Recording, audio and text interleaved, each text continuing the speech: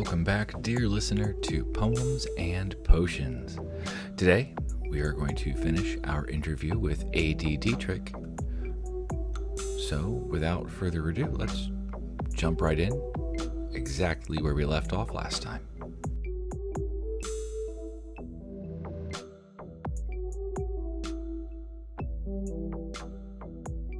Every poet has moments that shape their artistic path. Could you talk about a turning point or a significant event that had a profound impact on your poetry?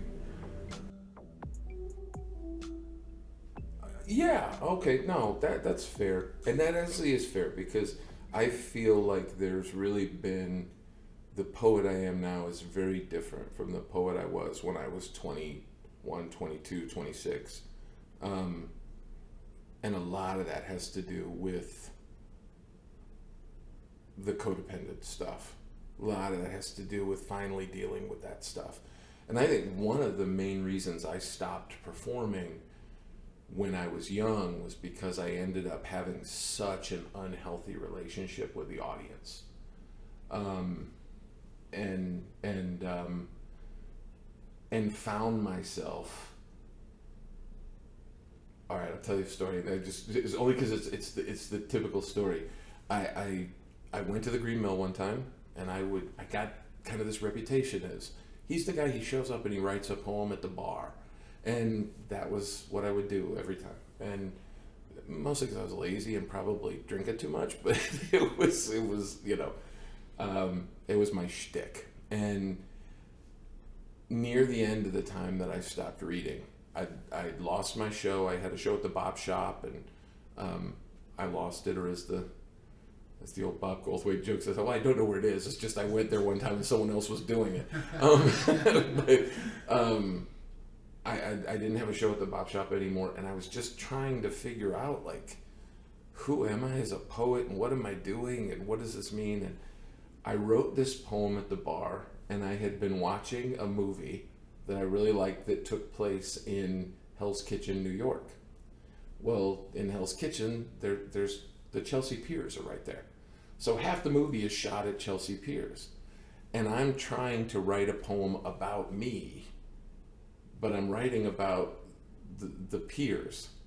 One thing that I didn't know, because I was so stupid, Chicago has a law that all of the beachfront property in Chicago is public.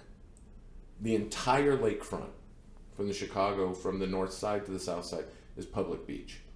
So now it's not always like public beach in the sense of like a park where they'll have a lifeguard and stuff, but there are no piers in Chicago. There are no shipping yards in Chicago. You got to go to Gary, Indiana for that. And I wrote this poem about me and how dark and brooding I was and how lonely I was walking around the shipyard or something. And Lisa Boscani came up to me after the poem and she just looked at me. She went, "Really?" And I've never forgotten that. Really, I was just like, I suck. But I took it as like, I suck as a poet and I am so full of shit. And I was just so desperate to like try and get like applause or something. And I just thought like, I don't know what I'm doing as a writer anymore. And I don't think I could have started writing again until I dealt with the part of me that needed to please everyone all the time. And once I was able to get past that, then I was able to have a healthy relationship with the audience, so that I'm never trying to. I don't have an I don't give a shit about the audience attitude at all. I mean, I like when people like my stuff and all that, but I can't worry about. You don't give them that power. Yeah. I just can't give them that kind of power, and so I kind of think of it like a restaurant now. So I think about it like if I'm a chef at a restaurant, I want to make a good meal because I want to cook a really good meal. But I don't know why you like that meal. So you could be just starving. A starving person doesn't really care how much I worked at the meal. they just want to eat something. Meanwhile, someone else could be like the most serious gourmet on the face of the earth, and they look at me and go, that's a little pedestrian, what you did with that. And I never know why an audience likes my stuff. Grateful if they do. But in the same way that I don't hate myself if they don't like it, I also don't feel extra special when they do, because I don't necessarily know why anybody does or doesn't like something. And so once I was able to get that distance from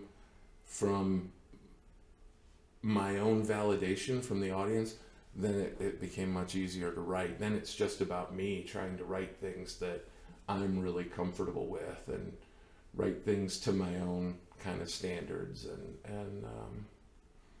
and then I just hold myself accountable. So every once in a while I'll write and I'll be like, you kind of half-assed that one, and I'll sort of get on myself a little bit, but it's never because of the way an audience reacted or didn't react to it, because I can't ever figure out why they reacted to that, and every time it'll be different anyway. So Did you ever tour? no. Did you ever feature in many different rooms, or? So that's I will say, speaking of what you were just talking about, a little reassurance. You can do the same poem in 10 different rooms, get 10 different reactions. Yeah. And there's no math to it. No.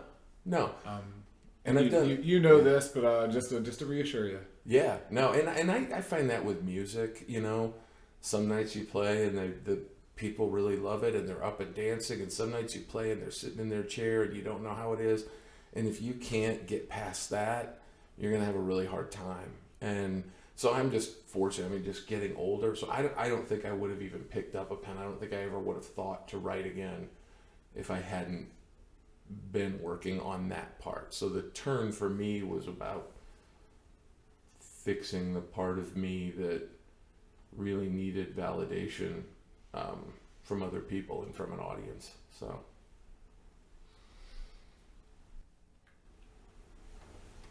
Is that why your current poetry seems to,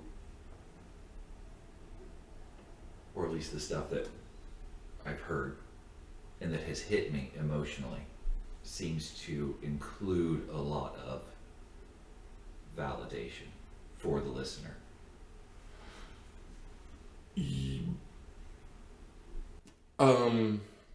I would say that is the being able to validate other people is the nice benefit of having done the codependency work. I couldn't validate people when I was younger. I just didn't have the ability. I didn't have the ability to give compliments. It's a weird thing because you think about people pleasing. Like if I gave compliments, I was probably trying to be manipulative, if I'm being honest. I probably was just doing it. I probably was just doing it to like, oh, they're going to want to feel better. My whole life was about how do I hide in plain sight from everybody. And so I wasn't good at complimenting people. I wasn't good at validation. I wasn't good at being supportive. I mean, I could be supportive in very, very concrete ways. I mean, if you needed someone to drive you someplace, I was your guy. But if you needed someone to just tell you, I'm proud of you, I didn't have that. And I'm kind of embracing the dad energy of that now, like kind of late in life. There are times I feel upset because I feel like I kind of missed it with my kids. I wasn't always the most supportive, clearly demonstratively supportive person. And so I think a lot of the validation that I'm doing now is just because for the first time in my life, I actually understand it. And I feel like, I can validate people and I can, so it's just more because I'm learning how to do it and I kind of like doing it and I kind of embracing the energy of that. So It's a good energy. yeah, I appreciate it. Yeah, Dad energy is a good word for yeah. it. Yeah. New dad energy. Yeah. Yeah. Not 20th century dad energy. I'm trying to think if it was before or after we started recording. You had said something. No, it's gone. That's gone. Inspiration and themes. We touched a little bit on it. Yeah. Yeah. And the first time, human stories Mm-hmm. written by Bob Greene. Bob Greene. Yeah. No, that's always been a thing with me. And again, it gets back to what we talked about with, like, I always used art as my stand-in for understanding emotion, and Bob Greene was a pretty good example. So he was a journalist, and he would write, it was called The American Beat. He was actually an Esquire as well. They syndicated some of his Chicago Tribune columns into Esquire magazine under a thing called American Beat, and it would just be some article about, I met this woman, and she was bussing tables at a diner that I was eating at, and it turns out our aunts went to high school together, and then he would write an article about it. And there was something, I've actually been thinking about it a lot since Cauldron, since you talked about autobiography, because I was like, thought, well, nobody would want to read a biography about a regular person, but then I thought, that's what Bob Greene was. It was just that idea that any moment of anyone's life probably has more import than we want to give it. And if you spend a little time thinking about that, and kind of diving into it, you can really feel some of that import, and you can bring some of that out, and there's a real beauty in that. The other person in Chicago who did that a lot was Studs Terkel, and so I got real into Studs Terkel later too, for the same reason, that he'd just write an article about some truck driver he met in a bar, and you go, oh my gosh, it's just beautiful poetry of just this conversation he's having with a person. That's never left me. So I think a lot, if you look at my themes, it's me trying to understand something about myself, but trying to take what is this one little moment and how can I blow that up so that I can really take a look at it and try and find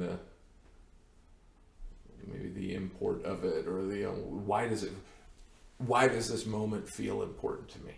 So why does a moment of walking into a grocery store in 1975 feel important to me? And then I have to go back and take a look at what it means in the context of my life, and then write a sad poem about it. So at the same time, I feel like that we could get into a whole other conversation about how the process and how you go about doing that, because I'd be really interested in hearing that. I don't know, there's much process to it. I mean, honestly, You said you start off with a thesis. I start off with a thesis, so I will start off with a it just starts off with me. Generally, it's an inspiration. So literally, so that's a good poem. That's a good poem to use as an example. An even better example, the Loves poem.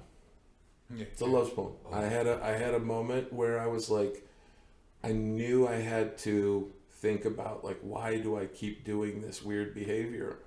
And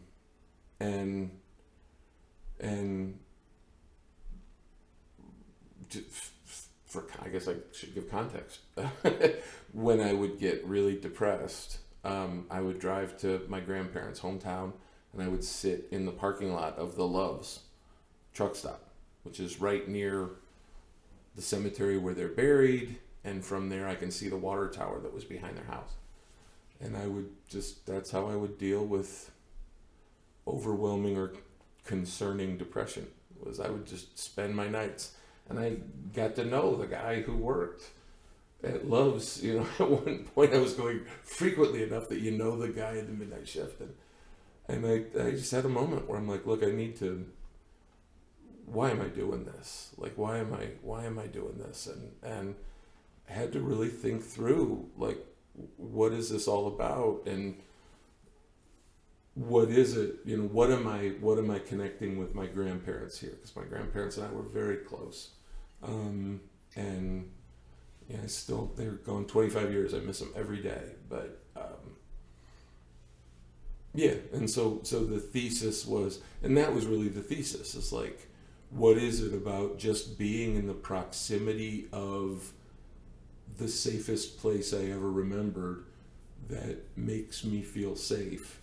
And started with a thesis, and then you just write from there. It's but I had to start with that thesis, and that's really how it works. It's something weird triggers me. I come up with a thesis about, oh, that's why I do this weird thing, and then I write it out.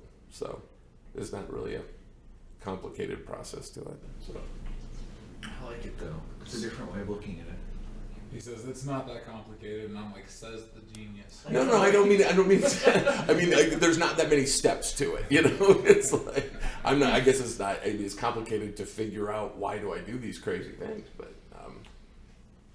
but yeah, that's really the process. Also, I would like to point out, just anybody who's like been around your work or heard your work, you're never really writing just a one-to-one metaphor. It's there's always layers that you're covering throughout. It's always the personal and the private. It's always sort of what you've witnessed in the moment, and then it's always how that could apply broader to life, or your experiences throughout life, or what you see in life, or whatnot.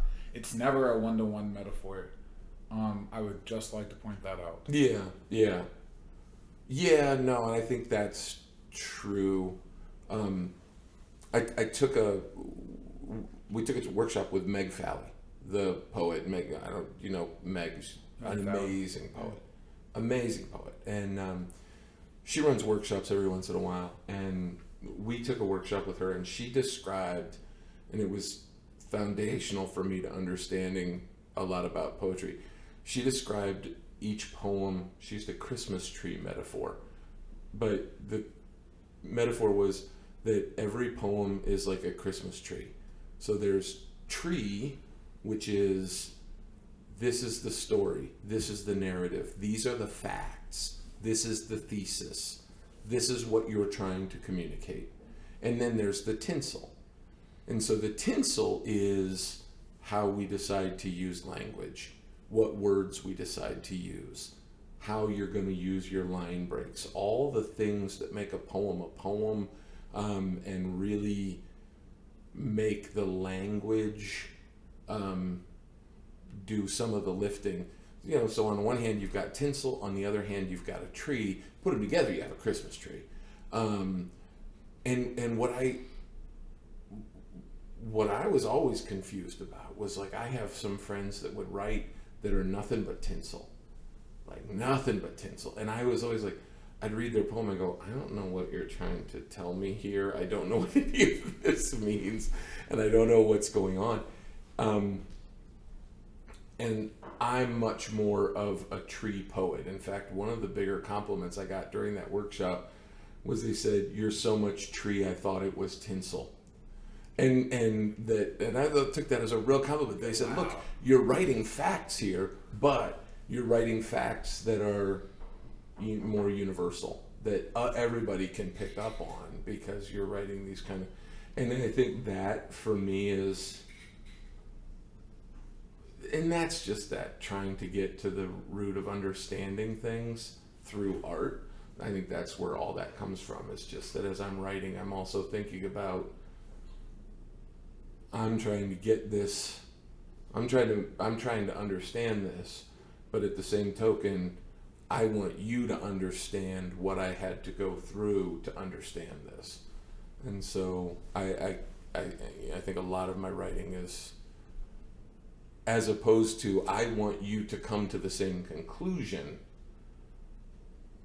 I'm going a real roundabout way to say it, just to validate what you're saying, but as opposed to saying, I want you to come to the same conclusion as me, I'm trying to get you to understand how I came to that conclusion. And that requires a little more.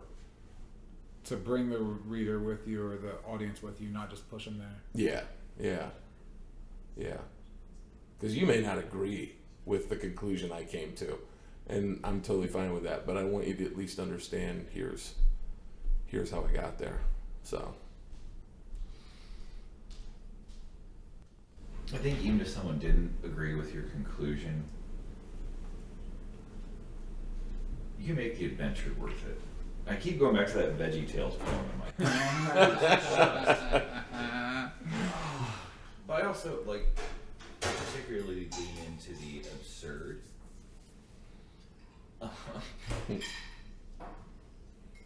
So that one just Yeah, really hit. yeah. I also like that 5 was creative process. I didn't even realize that.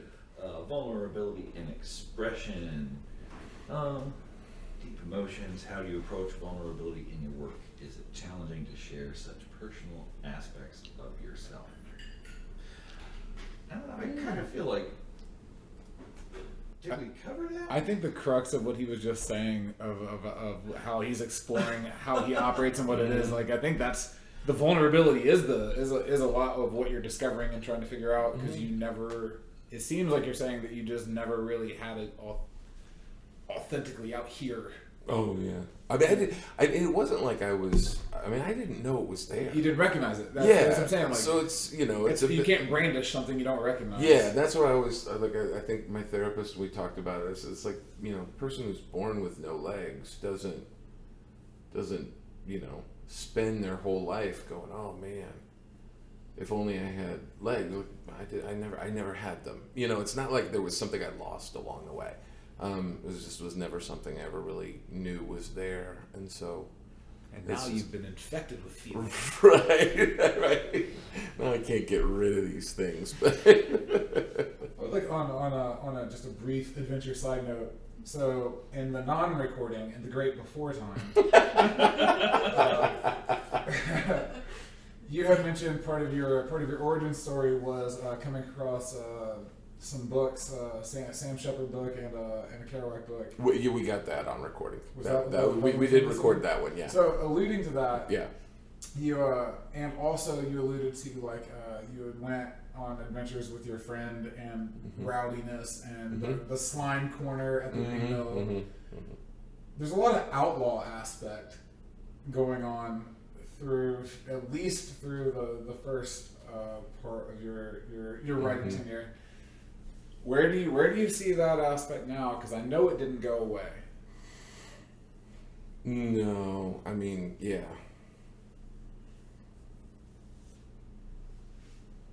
Yeah. I know it didn't dull out. I know you're still ornery. I see it in so many ways. You're still in a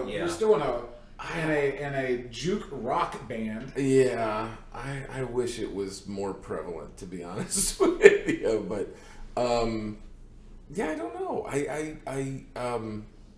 I guess there's a part of me that feels like it's, weird enough to be 54-year-old guy who looks like Santa Claus who's still trying to read performance poetry with 20-year-olds, and still playing in bands and doing some of that stuff.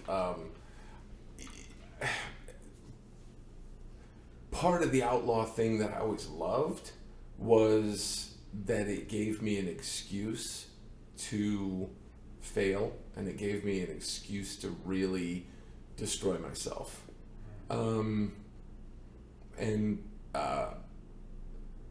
So it's I miss the rowdy. I miss some of the rowdy parts of it, but I'm also just too old and out of shape to really do a lot of those things. I don't party like I used to, but I don't know. I guess. So I think I know. I'm poking the bear a little bit here. Yeah. I know you have your hands, and I'm not gonna broaden it any more than this. I know you have your hands in a lot of different things. I know that you push and support things that you like. You pick them up. I have a strange feeling that at some point you are supporting the wilder side of things here and there, and I feel like you will, and I feel like you'll continue to. I know the bar scene that you're in. Just that alone, just keeping the bar scene alive and going or whatever, is a part of that. Do you think poetry still belongs in rowdy spaces? Oh yeah. Yeah, and I would like to see it get a little rowdier. That's kind of what I'm getting at. I wouldn't mind seeing it get kind of rowdy again. I'll be honest with you. That's well, just to say. So, a brief aside. I joined poetry around 2012. Around the time I joined poetry in Columbus, Scott Woods and Writer's Block. Mm-hmm. You had like the dream team of a lot of people who'd been established at Writer's Block for a long time. Were still around and were still collected. You had Gina Blaurock. You had Louise. You had Izetta. You had like a lot of these really heavy hitters that have been with them. Rose Smith was still coming around at that time. Like just these really heavy hitters were coming around, and they were the old heads, and you had all the young kids who were all chasing for their approval. So the cool kids and the young kids were not the cool crowd. And so to hear you saying, I feel like I'm older and this like crowd full of cool, like young kids and the cool kids, I'm like, fuck you talking about? You are the cool kid. These are a bunch of little twits, me included, just hanging on for dear life over here. Yeah. But that's part of the reason why I'm poking the bear on that one, because when I joined the old heads in the scene or whatever, and I say that like old heads of any scene, that doesn't mean age, but they had been around and established. They were rowdy. They were vulgar. Mm-hmm. They have stories. Mm-hmm. There are crimes. And I will say that at least in Ohio, I know that like Jersey's getting wild and Southern Ohio is here and there is wild, but in Columbus and Cleveland and Dayton, we're a little we're in the little neat and tucked side. Yeah, it's and you know, some of that stuff is like stuff that I always tell the story that there was at one point 10 of us who were poets, and we would all hang out in Wicker Park. Wicker Park is now one of the like most upscale neighborhoods in Chicago. It was a shithole back in the 90s, but it was fantastic. It was a fantastic shithole full of artists and poets and shows, and it was amazing. I mean, it was I really, there's a part of me just like that time in that community, I feel so lucky to have just witnessed it. And all the, like, you know, these houses that now sell for multi-millions of dollars, 10 of us decided, because we'd all just drink at bars all night, and then we'd go get pancakes, and then we'd just go find a bar that was open at 8 a.m. and we just were losers.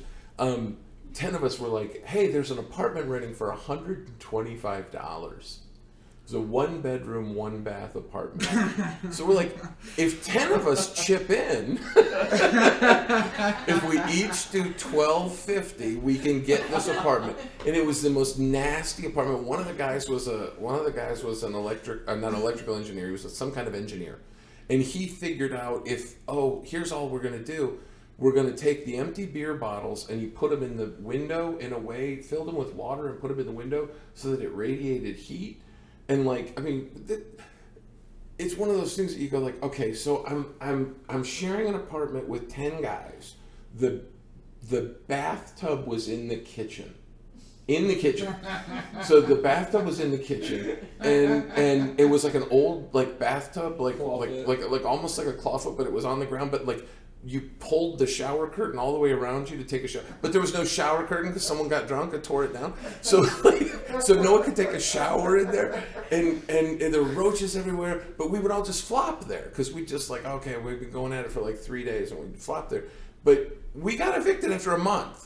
Because we couldn't come up with $125 between 10 of us, and so like that moment, I can't get that life back. You know what I mean? Like I can't, like that life is gone. The life where I slept in my car for months in Chicago, that's gone. But there's a part of me, and I don't want to turn into the old guy that's like, back when the slam in 97 we did. I don't want to turn into that guy, but there's a part of me that would like to just see, I don't know, something just a little dangerous, something a little like something just where people, when they see it, they're like, what am I watching? See, we have Meat Grinder here. We have Meat Grinder, which is coming back. Yeah. But outside of Meat Grinder and some of the programming that Scott puts on over at Streetlight Guild, outside of that, that realm, you're right. There's a dark. There's definitely a dark. Yeah. So I'd like to see a little bit of the rowdiness come back, and Well, come tear down people's forts. I'm telling you, I was pleased when I did that birthday thing that some of my biker friends were like, they were the first. In fact, two of my biker friends were the first two people to order poems for the book that I did that you and Sue both contributed to. But yeah, the first two people, maybe two of the first. I don't know if they were the first. I think Sue actually was the first person, but but two of the first people were like biker friends of mine. And when we talk about people pleasing, my life used to be, and when I mean used to be, I mean like 10 years ago, was so compartmentalized. It was so compartmentalized. And if you ever get a chance to see I don't know why you would ever get this chance, but if you ever see my Facebook, I used to have so many friend lists because I was like panicked that like, oh, I can't let my biker friends know that I write. And I can't let my writer friends know that I sing in a band. And I can't let my I can't let my coworkers know. Sometimes when I work with clients, I'm like, I can't let these coworkers know that I work with these people too. And so I would like, every time I would get near social media, I'd panic about who's going to be able to see what, because my life was so compartmentalized. And so for me to say, hey, I'm writing poetry, anybody who wants it, and to say it to everyone I knew on Facebook was a huge change for me. And then to have biker friends of mine, and I mean, I'm biker friends, not like people who ride motorcycles. These are like motorcycle club people, to come and say, hell yeah, send me some poems. It's like, all right. And so that's been a big eye opener for me, that you don't have to be so compartmentalized. And so then I think about, get rowdy with poetry. I don't have to be afraid of a lot of these audiences. So yeah, there's a part of me that would really like to see that again. I would like more rowdy. Yeah. I've heard so much, but yeah, you are right. I think it's because we're in a corporate center. That doesn't help. Yeah. The arts scene, or whatever you want to call it, in Columbus is ran very business minded and business forward, Mm-hmm. and like it's very commerce oriented. Even our funding and our arts funding is very much ran that style. So no, but I hear stories because like Scott's around your age. Mm-hmm. Yeah, about a year younger than me. Sue's around same decade, and y'all have all these crazy stories. And I've been on the road. I've been in punk shows. I have a few here and there, but you just don't see it in the last few years. Yeah. You just don't hear it. A lot of them had to do with alcohol, though. So, but and it was. But there's sort of two sides to it. So I think the one of the funnier old stories was Mark Smith. So what? Thank you. He ran a thing that was poetry parades. So in the poetry parades, they did it for Mardi Gras, and so they had a big thing, and there were 7 teams, and each team was assigned one of the 7 deadly sins. And then everybody got up and they said, it's a poetry parade. What does that mean? Well, you're going to be afloat. So you're going by, and basically it's like you got about 7 minutes on stage. Do whatever the heck you want to do. And what I remember about that was, so my team got Sloth. And we won I bombed. You've never seen anyone bomb as bad as I bombed that night. They were booing me. So normally back then, this was when someone sucked. So when people started going down the tubes, So that's why I got really confused when I went to poetry college and people were snapping. I'm like, why are they picking on this person? So the whole place, it was a bar called Fitzgerald's in Berwyn, it's a big bar, and it got so loud that people, I was so bad that people, this wasn't loud enough, so people just started booing. The rest of my team was on fire. They were awesome, and we won every award. And so it's like the first half of the night is this great story about reading poetry and writing poetry and bombing at poetry, because they're all just like out of their minds. And then I tried to bring the serious earnestness to the thing, and it was like, they just hated me. But we won all the money, and then we put all the money on the bar. I mean, it was like $300 or $400, and we drank all of it.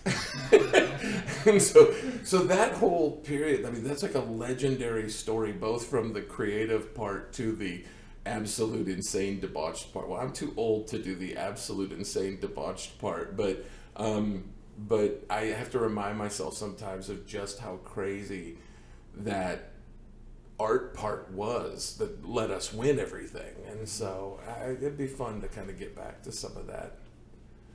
I like to hear that more than most things I hear. Yeah. It'd be fun to get back to some of that craziness. So. Well, Mandar had been asking. I had never been to the Doodah Parade prior to this year. Mm-hmm. So if we ever want to do a poetry thing for the Doodah Parade, I'm down. I'd never even heard of the Doodah Parade before this year. So, yeah, I was impressed with all that. I have friends that do it every year. That's cool. Electric Cult Circus. They do a Doodah Parade. I think I saw them. They do it every year.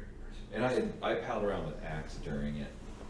So yeah, Doodah 2025. Yeah. Let's make some poetic chaos. Yeah. Chaos, mischief, trouble, all of the words.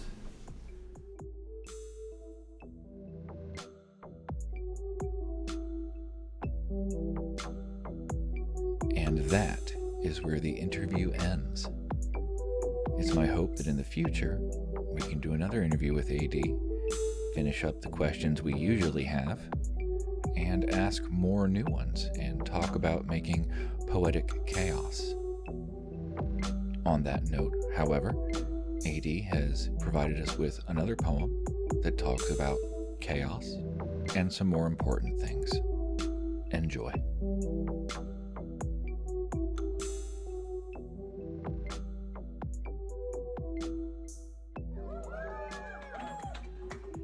This is called Cupid Defends the Use of His First Arrow.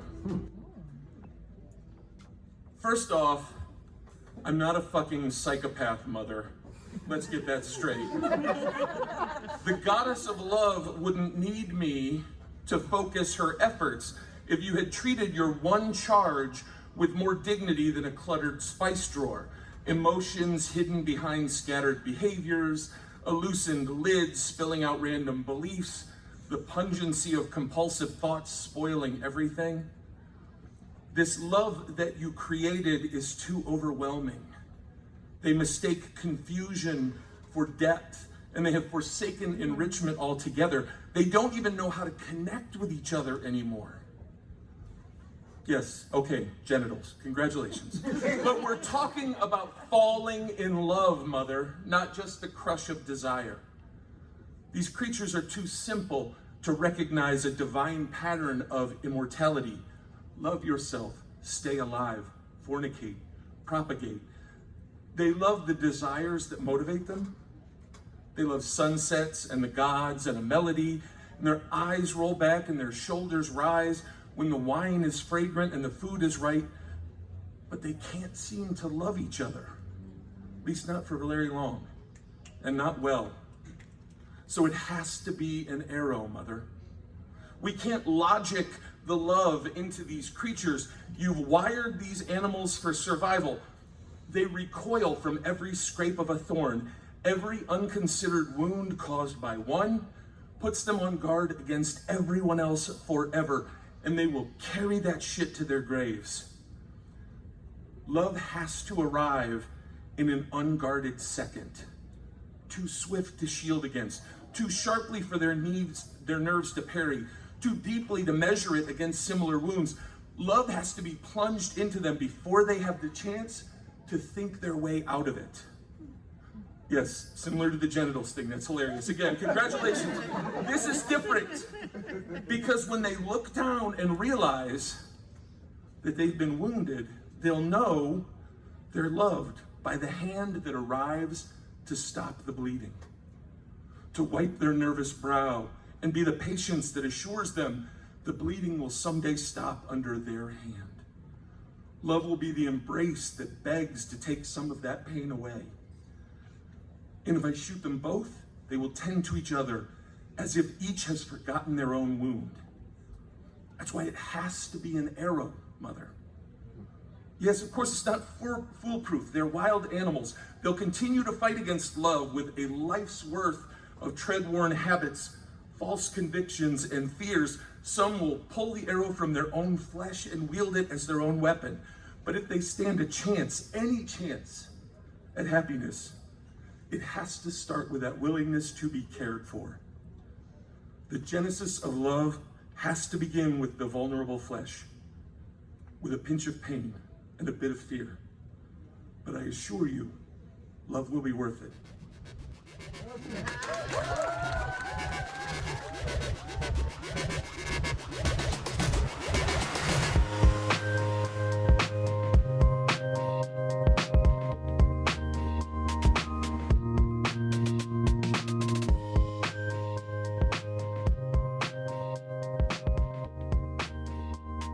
And that is the end of our show for today. Join us in another 2 weeks when we will have Zach Hanna. I am excited for that. I hope you are too, especially after having him as my co-interview this month. Thank you so much for joining us, and a huge thank you to AD, Charity, Sue, and Zach for helping me with this out-of-the-box interview. And of course, a gigantic thanks to AD for making the time to interview with us. We'll see you in 2 weeks. Until then, read some poetry, write some poetry, listen to some poetry, but most importantly, be well.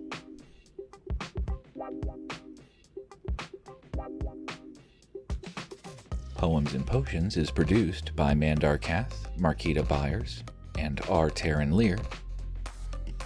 Music provided by Charity Dietrich. Sound support provided by A.D. Dietrich. If you like what we do, please consider supporting us on Patreon, and that would be patreon.com/rtaryn. We'll see you again in a couple weeks. Until then, bye-bye.